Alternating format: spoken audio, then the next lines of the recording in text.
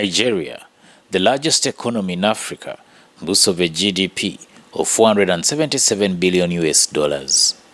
Although Nigeria relies heavily on imports to meet its food and agriculture production shortfalls, data on Nigeria-Uganda trade remains limited. We stimulate markets. So the data will be scanty, definitely, because it's not a route that is served directly.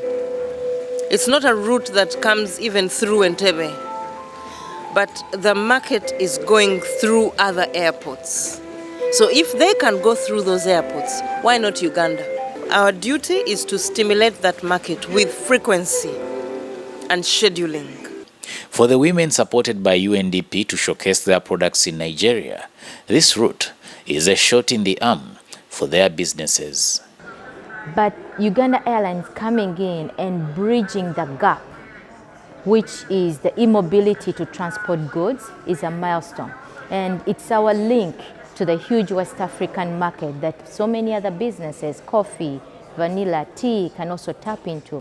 Uganda Airlines Cargo and Logistics Manager Maurice Ongwech says they've created policies that are aimed at stimulating Ugandan exports. You look at Entebbe and look at Nairobi. There is so much freight moved out of Nairobi at lower cost per kilo. And we are talking perishable freight into the same markets that our exporters move their freight into. But today, from the time of our inception, the price has come down to about $1 per kilo. And all these airlines are charging about the same. They are charging about the same.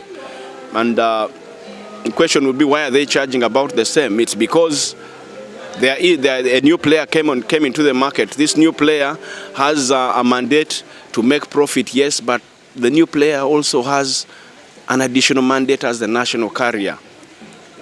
Increase and support to exports. We must move our exports out into the market. For us to be competitive, we must support local enterprise. Uganda Airlines is deploying the Airbus A330-800 neo aircraft on this route, and plans to open more routes are in advanced stages. The airline CEO Jennifer Bamturaki, however, says there is a need to address the fleet gaps. It's a good conversation. Now that Uganda Airlines is expanding, what next? Because this is just the beginning. Before the end of this year, we'll be announcing another 3 routes, which we will be starting. And it's going to become very clear that there's need for more aircraft. So yes, the mid-range, yes, it's needed. Sam, if you notice, on this route of Lagos, in the beginning, it's going to be a route that will probably have below capacity, which is too big also for the Airbus. So it's a route that will need, in the beginning, to have a mid-range aircraft. The mid-range aircrafts will give us the opportunity to move about 3 tons regionally, and that is the average weight that exporters look at when moving agricultural products and products of plant and animal origin into the regional markets. Available market information data has been showing slow movement of goods and services between Uganda and Nigeria.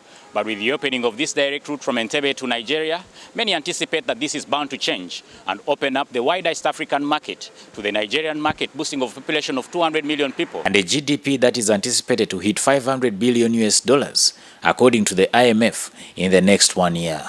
Samuel Senono, UBC TV News, in Lagos, Nigeria.